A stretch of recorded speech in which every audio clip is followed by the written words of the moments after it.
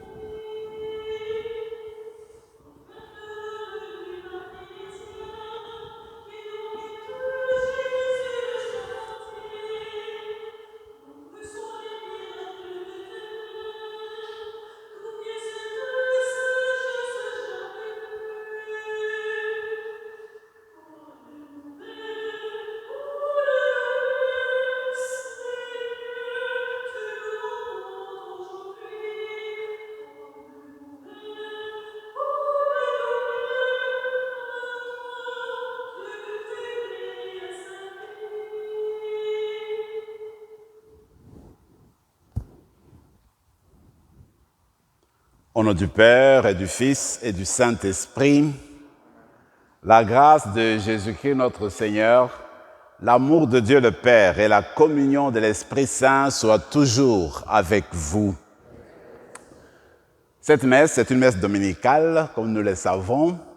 Nous la célébrons en communion avec les personnes qui nous suivent sur YouTube. Alors ça veut dire que nous sommes en communion ensemble. Nous vivons, nous partageons nos intentions en nous avec les intentions des personnes qui ne sont pas en mesure de suivre physiquement, d'être ici en présence et de suivre la célébration. Donc, nous sommes conscients de cela et nous restons unis ensemble. Dans l'évangile d'aujourd'hui, on nous parle de Jésus qui retourne à Nazareth pour voir les siens, ses proches.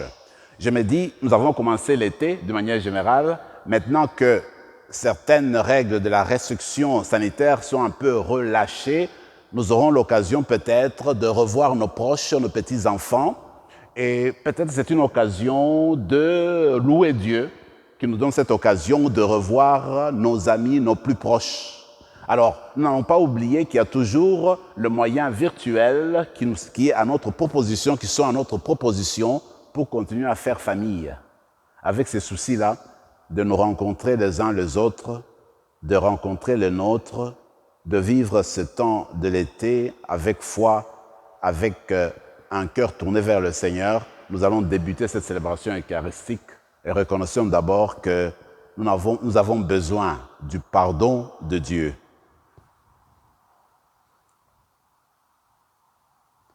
Seigneur Jésus, envoyé par le Père pour guérir et sauver l'humanité, prends pitié de nous. Ô Christ, venu dans notre monde appeler tous les pécheurs, prends pitié de nous. Seigneur, assis à la droite du Père où tu intercèdes pour nous, prends pitié de nous. Que Dieu Tout-Puissant nous fasse miséricorde, qu'il nous pardonne nos péchés et nous conduise à la vie éternelle.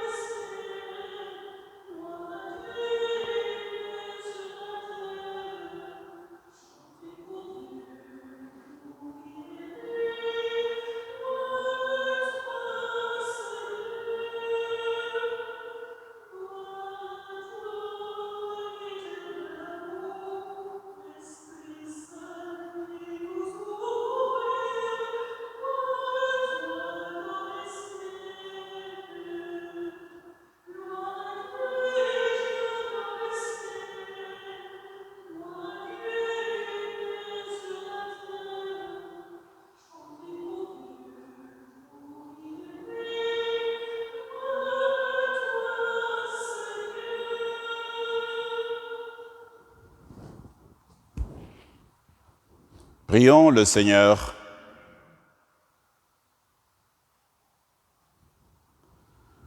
Dieu qui a relevé le monde par les abaissements de ton Fils, donne à tes fidèles une joie sainte.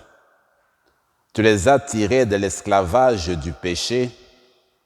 Fais-leur connaître le bonheur impérissable.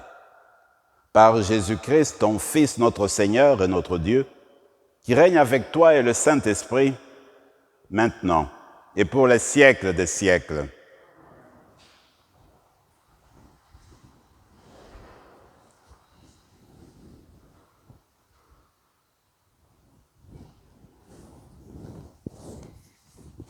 Du livre du prophète Ézéchiel.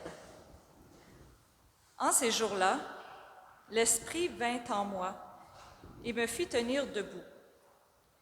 J'écoutai celui qui me parlait. Il me dit, « Fils d'homme, je t'envoie vers les fils d'Israël, vers une nation rebelle qui s'est révoltée contre moi. Jusqu'à ce jour, eux et leurs pères se sont soulevés contre moi. Les fils ont le visage dur et le cœur obstiné. C'est à eux que je t'envoie. Tu leur diras, ainsi parle le Seigneur Dieu. Alors qu'ils écoutent ou qu'ils n'écoutent pas, c'est une engeance de rebelles. Ils sauront qu'il y a un prophète au milieu d'eux. » Parole du Seigneur. Nous rendons grâce à Dieu.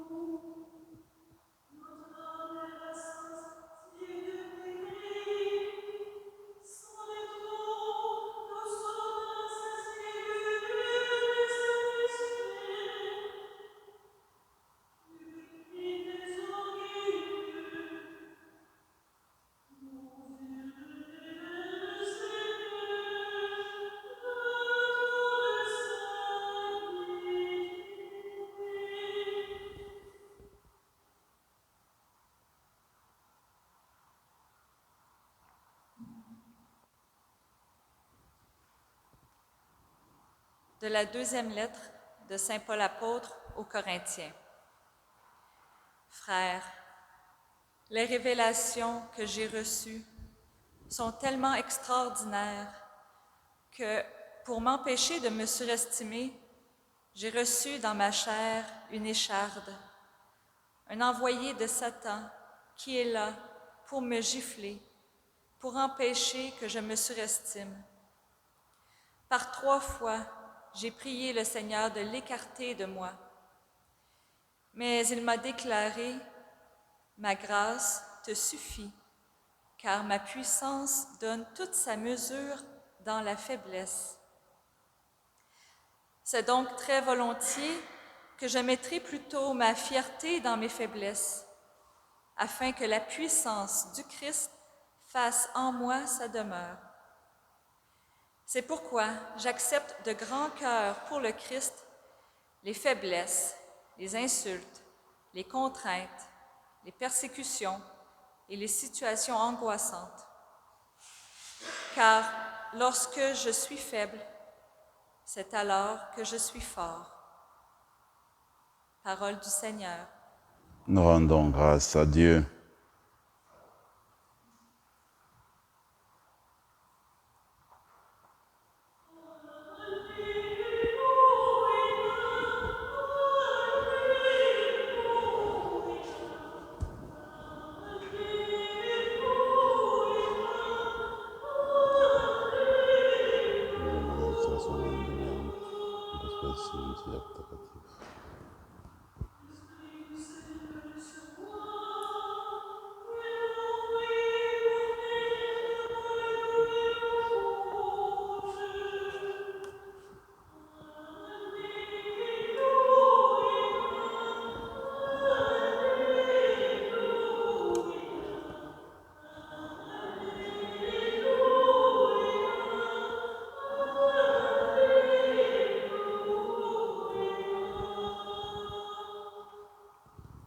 Le Seigneur soit avec vous.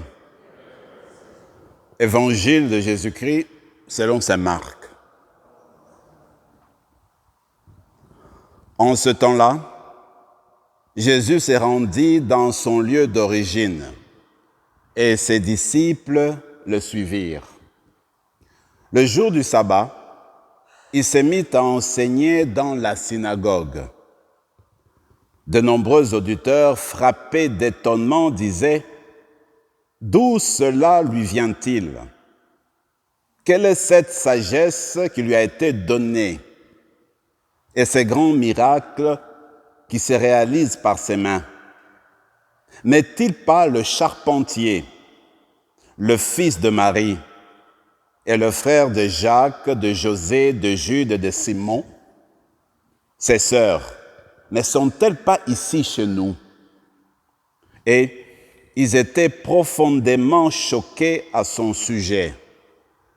Jésus leur disait, « Un prophète n'est méprisé que dans son pays, sa parenté et sa maison. » Et là, il ne pouvait accomplir aucun miracle.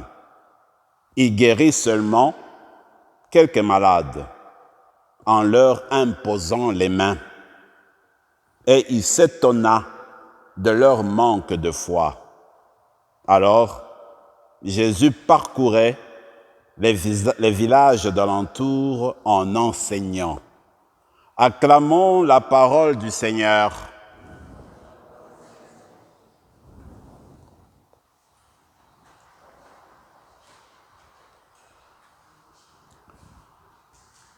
De 12 ans à 18 ans, j'ai passé les années de ma formation dans un petit séminaire. Alors, ce n'est pas tout le temps qu'on allait à la maison. On y allait à chaque trimestre. Donc, il fallait passer 3 mois loin de la famille. Et ensuite, par exemple, les vacances de Noël, on avait des vacances, donc le repos, on pouvait aller à la maison. Alors moi, je me rappelle que la veille du départ, je dormais mal parce que j'étais tellement excité de retourner à la maison, d'aller revoir mes proches, mes amis du quartier, d'aller revoir ma paroisse parentale où je servais la messe. Il y avait tellement de l'excitation en moi que je connaissais des nuits blanches et la nuit était longue avant que le moment arrive, parce qu'il y avait beaucoup de joie. En lisant cet évangile, je sais qu'au moment où Jésus retourne chez lui à Nazareth, c'est après un long moment d'absence, parce que quand il a quitté son village, quand il est parti de Nazareth, il s'était rendu en Judée, vous vous rappelez, sur le Jourdain, là où il a été baptisé par Jean le Baptiste. De la Judée, il est passé quelque temps au désert et ensuite il va retourner en Galilée où il va commencer à prêcher. Mais les historiens, comme on le dit aussi dans le texte, il va s'installer à Capharnaüm. Donc, la ville de Jésus, c'est la ville de Capharnaüm. C'est là qu'il vivait. Et de là, il partait enseigner ici et là. Mais voilà que ce moment-là, après avoir enseigné et se déplacé en plusieurs endroits, après avoir opéré des miracles et fait quelques exorcismes, après qu'il s'est bâti une bonne réputation, une bonne renommée, Jésus se décide d'aller chez lui au village, d'aller rencontrer les membres de sa famille, les proches, les amis avec qui il a grandi, et puis les gens qui l'ont vu évoluer dans le village. J'imagine qu'il était rempli de joie de retourner à la maison, d'aller chez lui, peut-être comme moi je le sentais un peu quand j'étais plus jeune. Ah, voilà, Jésus est parti chez lui. Mais il a été étonné de voir la réaction des personnes qui étaient là, de ses compatriotes. Alors qu'il prêchait dans leur synagogue, comme il avait l'habitude de le faire, les gens s'étonnaient des paroles qui sortaient de sa bouche, c'est vrai. Ils s'étonnaient de la sagesse qui émanait de ses dires. Et puis, mais il se posait la question de dire, mais d'où lui vient tout cela? C'est un petit gars de chez nous.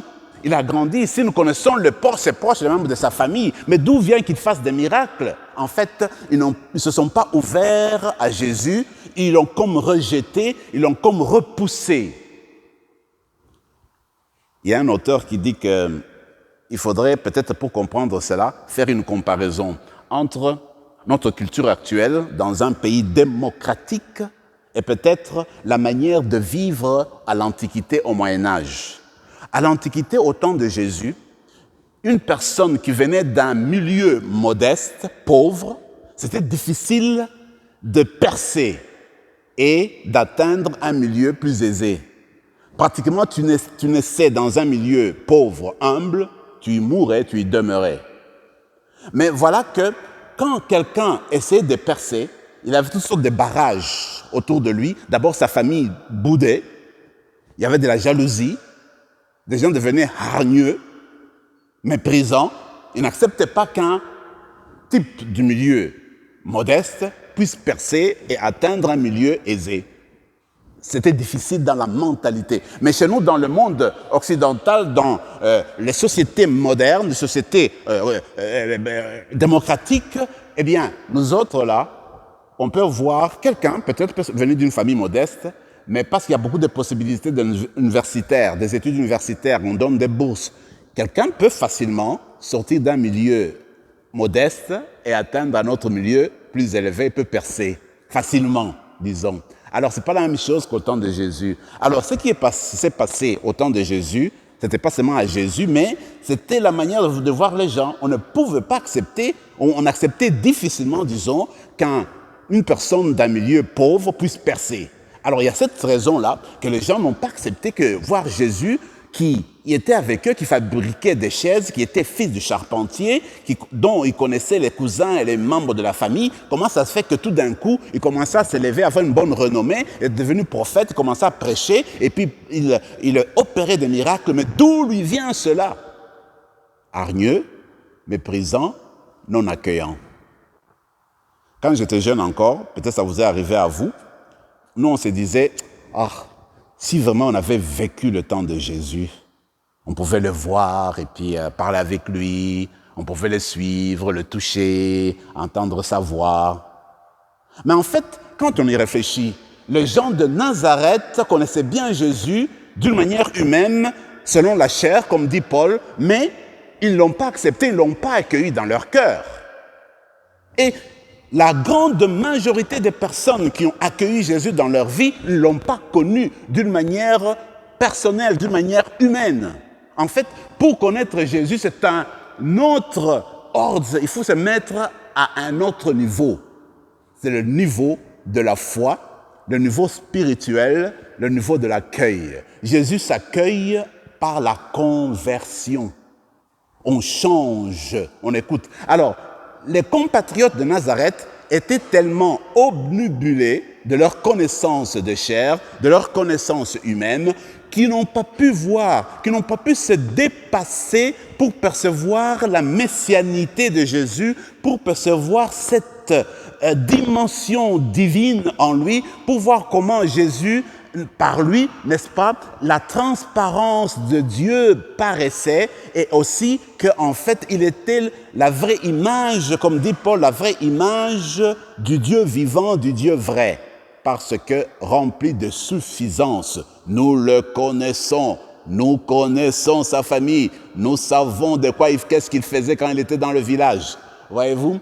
Alors, vous et moi, il ne faut pas qu'on se leurre. Ce n'est pas parce que si nous avions été au temps de Jésus, peut-être qu'on serait comme les gens de Nazareth. Et encore aujourd'hui, Jésus est présent. On peut l'accueillir aujourd'hui par la foi, par la conversion. Alors on accueille Jésus parce qu'il vient par l'Écriture, il vient par l'Eucharistie, il est présent dans nos cœurs, il est présent dans une assemblée, il est présent dans nos familles, il est présent dans nos quartiers. C'est à nous de lui faire de l'espace, c'est à nous de lui ouvrir le cœur. Si nous restons au niveau de la connaissance humaine et si nous restons en train de nous appuyer uniquement sur le paraître, nous allons manquer le bateau, nous allons manquer l'autobus. Il faudrait monter dans l'autobus où Jésus nous invite, où on peut entrer en communication avec lui d'une manière spirituelle, d'une manière palpable, mais avec le cœur. On peut le saisir avec le cœur, voyez-vous. Je regardais, en fait, ce qui s'est passé dans la vie de Jésus. C'est Jésus qui a vécu il y a 2000 ans, plus de 2000 ans, est le même aujourd'hui et hier. Il agit encore aujourd'hui. Comme il faisait les miracles dans le temps, comme il guérissait et touchait le cœur des gens dans le temps, il les fait encore aujourd'hui. Et il continue à le faire. Il convertit encore le cœur aujourd'hui. Je ne sais pas si vous avez entendu l'histoire de Didier, en fait, de Coin. C'était un Français, hein, et aujourd'hui il a 76 ans. Alors lui, il s'est converti. C'est un écrivain, un romancier, un homme très populaire, très bien connu. C'est aussi un scénariste. Alors, lui, il dit ceci. Quand il était jeune, avant 30 ans, il réussissait très bien. Il avait fait de bonnes études, il avait commencé à écrire, il avait commencé à avoir du succès, il avait de l'argent, il avait du succès dans l'amour, dit-il, il avait du succès en tout. Il dit, il n'avait pas besoin du surnaturel, il n'avait pas besoin de Dieu, dit-il. Et il raconte dans son livre que ce soir-là, alors qu'il se couchait sur le divan chez lui à la maison, du coup, il a senti comme une grande présence en lui, et puis il a commencé à verser de larmes, il a commencé à pleurer, et il a senti une présence forte en lui, une présence amoureuse, une présence chaleureuse, une présence qui le portait, et puis il était tellement rempli de joie, tellement porté par une joie indescriptible, finalement il s'est dit, cette personne-là qui est venue me toucher, me voir, c'était Dieu. À partir de ce moment-là, avant qu'il ait 30 ans, il s'est converti, il a commencé à parler de Dieu. Et puis, dans son expérience, il dit en fait, le Seigneur Jésus, quand il vient sur l'autel, Didier, il n'a pas de problème pour saisir cela. Quand on dit que le Seigneur, au moment où le prêtre célèbre la messe, qu'il consacre, le pain devient le corps, le vin devient le sang, il dit, la présence qu'il avait sentie cette nuit-là, qu'il dit, eh bien, cette présence, c'est là que je reconnais dans le pain, dans le vin consacré. Un homme qui a été changé, transformé, hein, n'est-ce pas? Son livre est sorti en 1975 et aujourd'hui, on fait une nouvelle édition pour dire que le Jésus d'hier, d'aujourd'hui, continue à toucher nos cœurs. Alors vous et moi, nous sommes invités à la conversion continuelle. Quand on se convertit, on peut faire de l'espace à Jésus, on peut l'accueillir dans nos cœurs, on peut l'accueillir en nous continuellement. Alors la dernière chose, ce que je viens de vous présenter, c'est comme si c'était une relation entre Jésus, entre Dieu et nous, horizontale. Maintenant, il faut une relation, je veux dire verticale, maintenant c'est une relation horizontale. Horizontale, c'est entre nous. Parce qu'on a fini le vertical avec Dieu, maintenant nous sommes à notre niveau. Regardez la réaction des gens de Nazareth. Dans notre vie, comme chrétiens, comme chrétiennes, il faudrait que vous et moi, on fasse attention, qu'on ne suive pas l'exemple des gens de Nazareth. Parce que, très souvent, nous n'acceptons pas le succès de nos voisins, de certains proches de nos familles, surtout les personnes avec lesquelles on a étudié, les personnes avec lesquelles on a fait l'université, les personnes avec lesquelles on a grandi ensemble. Quand on constate que les autres personnes ont bien réussi dans la vie, qui sont partis de l'avant, ils nous ont dépassés d'une certaine manière, nous avons de la difficulté à les accepter, nous sommes prêts à les dénigrer, à raconter certaines choses pour qu'on ne voit pas leur capacité de réussite. Alors, peut-être qu'aujourd'hui, vous et moi, nous avons besoin de demander que le Seigneur nous apprenne à notre niveau, dans notre manière, que nous soyons en mesure d'accepter la réussite des autres, que les autres aillent de l'avant. Quand tu apprends que ton voisin, ta voisine a fait un bon coup, quand tu apprends que certains membres de ta famille ont réussi, ils ont marié leur fille, ils ont marié leur garçon, c'était un bon mariage, les choses avancent, alors tu te réjouis avec les personnes qui sont au loin, des personnes qui sont de ta famille. Pour avoir ce cœur-là, il faut être proche de Dieu. Alors c'est pourquoi je vous invite dans la célébration d'aujourd'hui de demander cette grâce-là, d'être en mesure, capable d'accepter la réussite des autres, humblement, et de louer Dieu pour cela. Nous allons continuer notre célébration eucharistique. Le corps et le sang du Christ nous seront donnés bientôt. Et comme disait Didier Decoing, le Seigneur est présent. Alors quand il vient en nous, par la communion, il va nous changer, nous transformer, faire de nous des personnes nouvelles. Amen.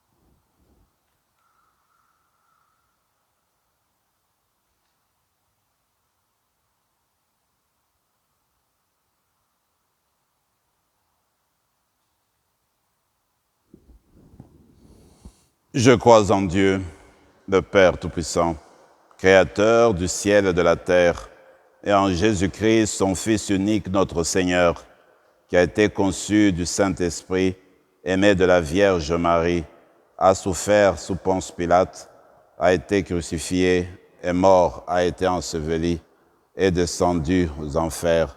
Le troisième jour est ressuscité des morts, est monté aux cieux, est monté à la droite de Dieu le Père Tout-Puissant. Il vient dans les vivants et les morts. Je crois en l'Esprit Saint, à la Sainte Église catholique, à la communion des saints, à la rémission des péchés, à la résurrection de la chair et à la vie éternelle. Amen. Ensemble maintenant, tournons-nous vers le Seigneur, qui est toujours au milieu de nous, qui est toujours en nous, prêt à entendre nos prières et à entendre nos besoins. Alors nous allons lui confier les besoins du monde et aussi les besoins de l'Église.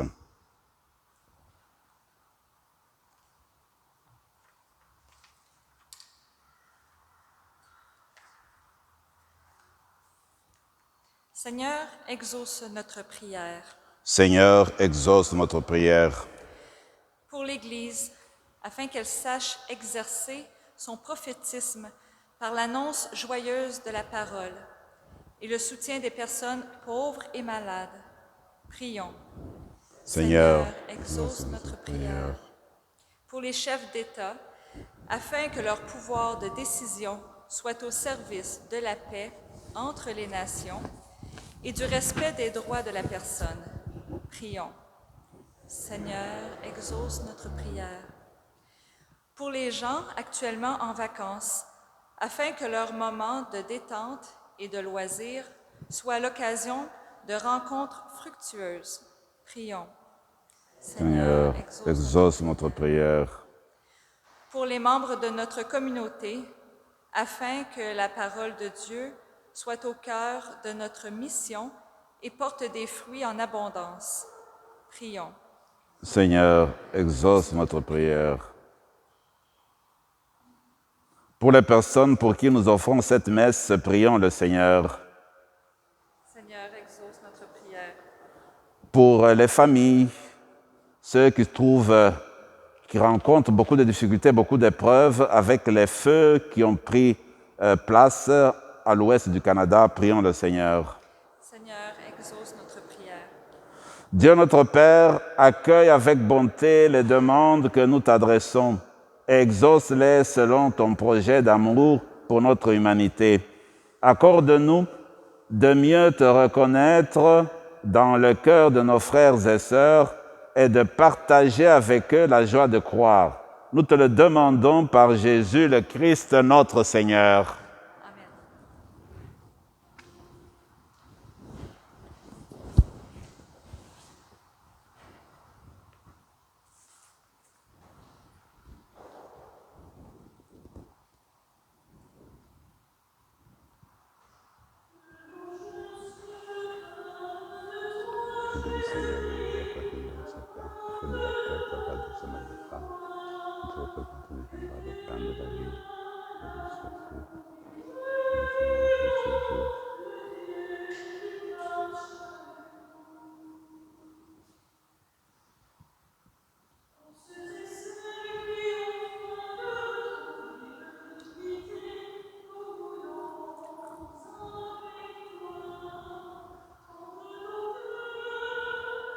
Je bénis, Seigneur, toi qui me donnes cela, je suis de la vie,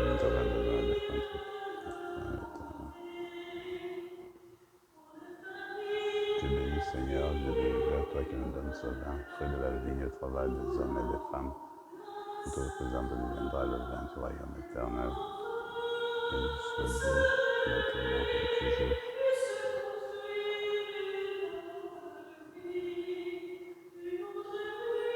De ce pauvre te supplions, Seigneur, accueille-nous comme ce sacrifice en ce jour, que nous fasse devant toi. Lave-nous de nos fautes, Seigneur, purifie-nous de nos péchés.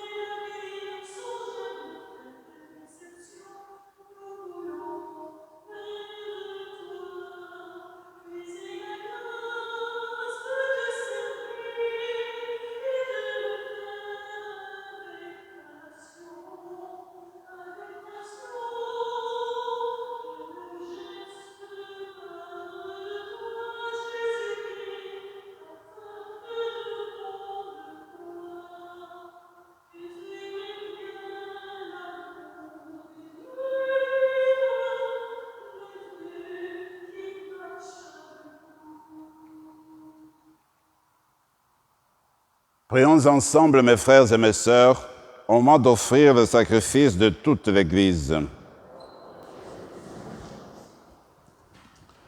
Puissions-nous être purifiés, Seigneur, par l'offrande qui t'est consacrée, qu'elle nous conduise jour après jour au royaume où nous vivrons avec toi, par Jésus le Christ, notre Seigneur. Le Seigneur soit avec vous. Élevons notre cœur. Rendons grâce au Seigneur notre Dieu. Vraiment, il est juste et bon de te rendre gloire, de t'offrir notre action de grâce toujours et en tout lieu. À toi, Père très saint, Dieu éternel et tout-puissant par le Christ notre Seigneur. Dans sa pitié pour notre misère, il a voulu naître d'une femme, la Vierge Marie. Par sa passion et sa croix, il nous a délivrés de la mort éternelle. Par sa résurrection d'entre les morts, il nous a donné la vie qui n'aura pas de fin. C'est pourquoi, avec les anges et les archanges, avec la puissance d'en haut et tous les esprits bienheureux, nous chantons l'hymne de ta gloire et sans fin, nous proclamons.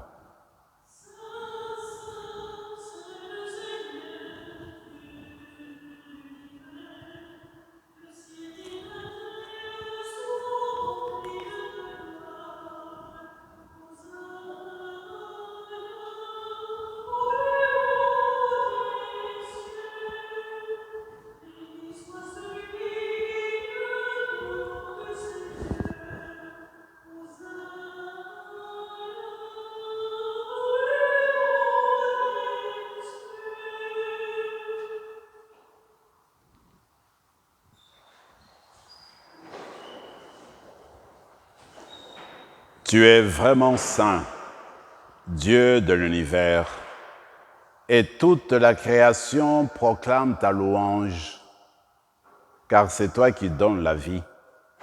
C'est toi qui sanctifies toutes choses par ton Fils Jésus-Christ notre Seigneur, avec la puissance de l'Esprit Saint. Et tu ne cesses de rassembler ton peuple, afin qu'il te présente partout dans le monde une offrande pure. C'est pourquoi nous te supplions de consacrer toi-même les offrandes que nous apportons. Sanctifie-les par ton esprit, pour qu'elles deviennent le corps et le sang de ton Fils Jésus-Christ notre Seigneur, qui nous a dit de célébrer ce mystère. La nuit même, où il fut livré, il prit le pain.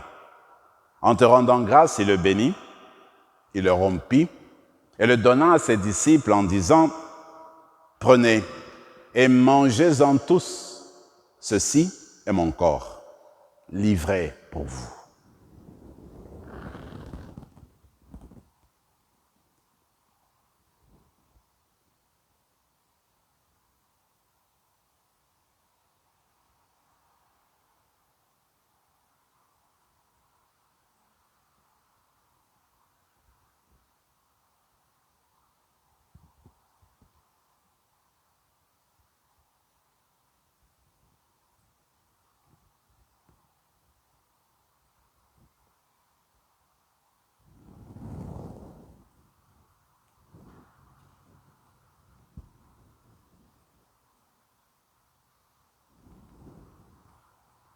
De même, à la fin du repas, il prit la coupe.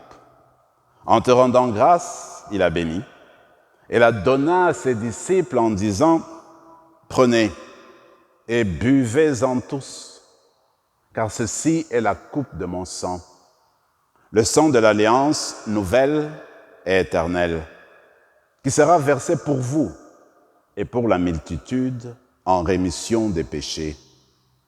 Vous ferez cela en mémoire de moi. »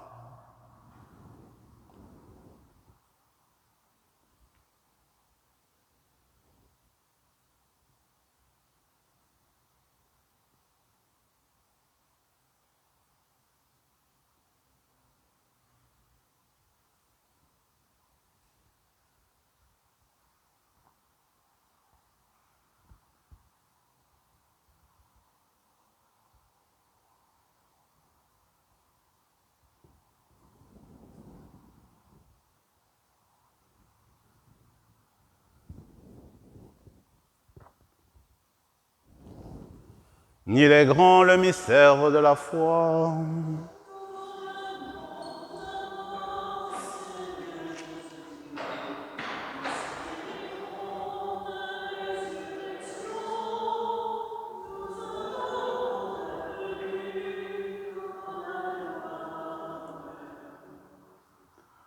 En faisant mémoire de ton Fils, de sa passion qui nous sauve, de sa glorieuse résurrection et de son ascension dans le ciel, alors que nous attendons son dernier avènement, nous présentons cette offrande vivante et sainte pour te rendre grâce. Regarde, Seigneur, le sacrifice de ton Église et daigne y reconnaître celui de ton Fils, qui nous a rétablis dans ton alliance. Quand nous serons nourris de son corps et de son sang et remplis de l'Esprit Saint, accorde-nous d'être un seul corps et un seul esprit dans le Christ.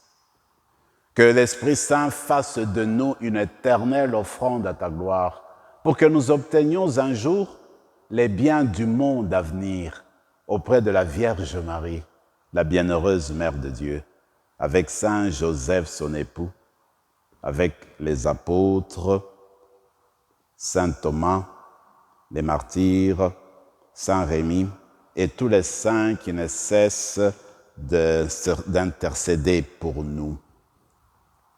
Et maintenant, nous te supplions, Seigneur, par le sacrifice qui nous réconcilie avec toi, étends au monde entier le salut et la paix.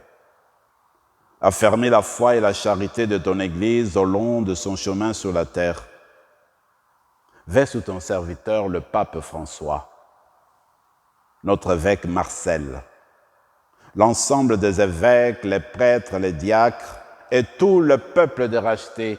Écoute les prières de ta famille assemblée devant toi et ramène à toi, Père très aimant, tous tes enfants dispersés. Pour nos sœurs et frères de faim, et plus spécialement pour Roger Lafontan, pour Cécile Julien, pour Ildefonse Achikiae, pour Antoine et nous t'offrons aussi cette messe pour Saint Antoine de Padoue. Pour les hommes et pour les femmes qui ont quitté ce monde dont tu connais la droiture, nous te prions. Reçois-les dans ton royaume, où nous espérons être comblés de ta gloire, tous ensemble pour l'éternité, par le Christ notre Seigneur, par qui tu donnes au monde toute grâce et tout bien.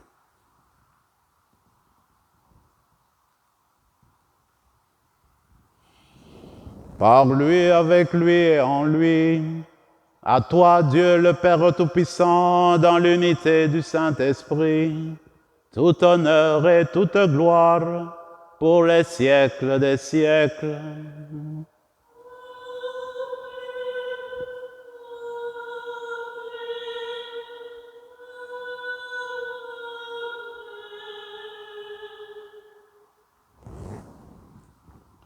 Jésus est venu nous apprendre une très belle prière, celle du Pater, de notre Père, qui rappelle que Dieu nous aime, il aime chacun, chacune d'entre nous, et que nous sommes comme la prunelle de ses yeux.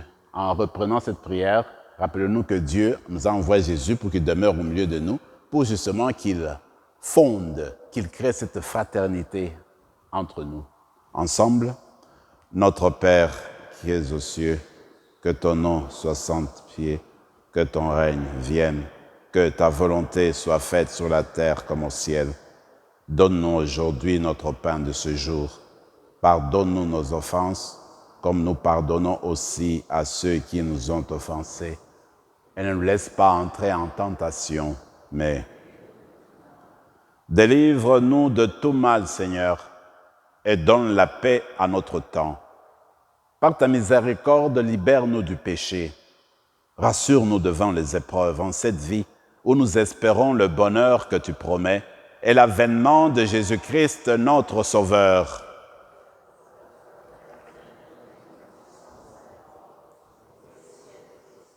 Seigneur Jésus-Christ, tu as dit à tes apôtres, je vous laisse la paix. Je vous donne ma paix. Ne regarde pas nos péchés, mais la foi de ton Église. Pour que ta volonté s'accomplisse, donne-lui toujours cette paix et conduis-la vers l'unité parfaite, toi qui règnes pour les siècles des siècles. Que la paix du Seigneur soit toujours avec vous.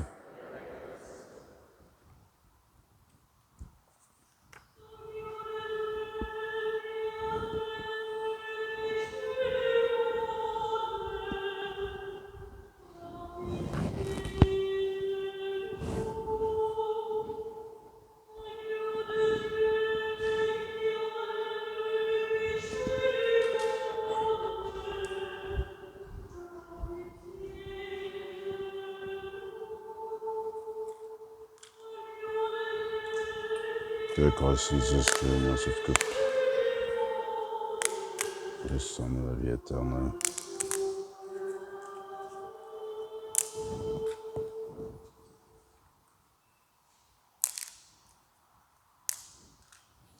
Seigneur Jésus-Christ, Fils du Dieu vivant, selon la volonté du Père, avec la puissance du Saint-Esprit, tu as donné par ta mort la vie au monde. Que ton corps et ton sang nous délivrent de nos péchés et de tout mal. Fais que nous demeurions fidèles à tes commandements, fidèles à toi qui es notre Sauveur, et que jamais, jamais, Seigneur, nous ne soyons séparés de toi.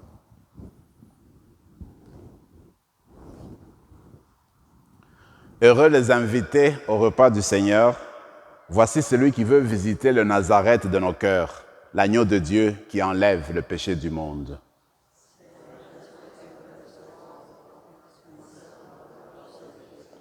Que le corps et le sang du Christ nous gardent pour la vie éternelle.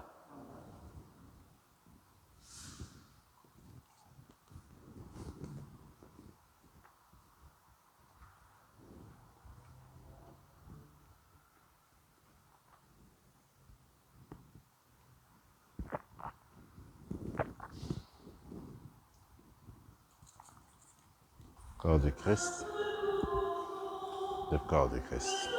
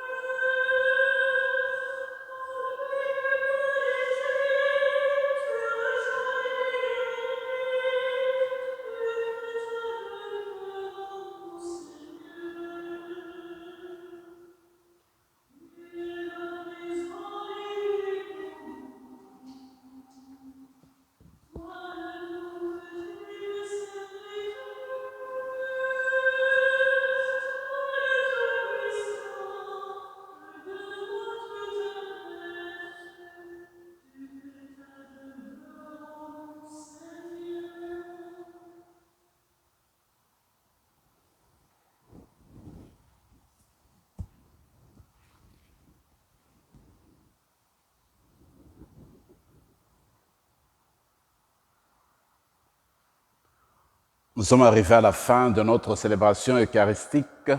Personnellement, j'étais très heureux de célébrer cette messe avec vous. Je reste convaincu que le Seigneur veut visiter chacune de nous dans le Nazareth, comme je l'ai dit, de notre cœur. Alors c'est à nous de demander la grâce de le reconnaître comme Fils de Dieu pour nous changer, nous transformer.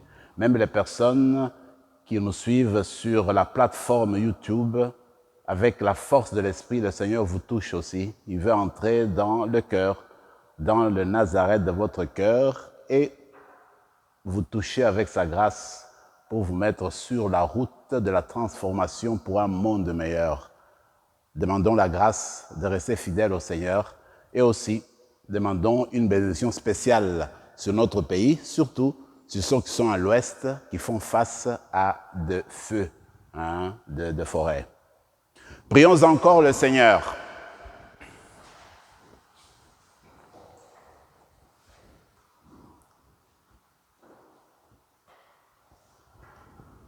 comblé d'un si grand bien, nous te supplions, Seigneur, fais que nous en retirions des fruits pour notre salut et que jamais nous ne cessions de chanter ta louange. Par Jésus le Christ, notre Seigneur. Le Seigneur soit avec vous. Et que Dieu Tout-Puissant vous bénisse, le Père, le Fils et le Saint-Esprit. Alors avant de partir, je rappelle que pour sortir, nous utilisons les portes de devant. C'est là qu'on fait la sortie. Alors les personnes qui sont ici pour faire le nettoyage, évidemment, peuvent toujours aller en arrière pour prendre le nécessaire. Mais la sortie, en général, se fait par le devant. Mais vous n'êtes pas obligé. Si vraiment vous voulez coûte que coûte sortir par là pour une raison ou une autre, mais de toute façon, en général, on sort par les portes de devant.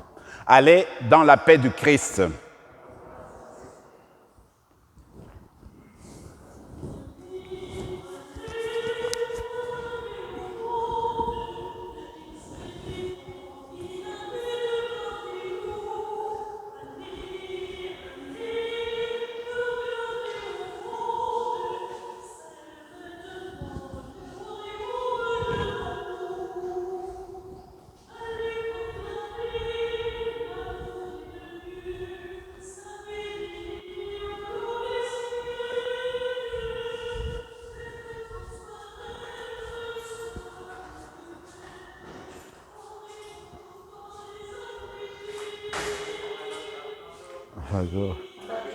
Ouais.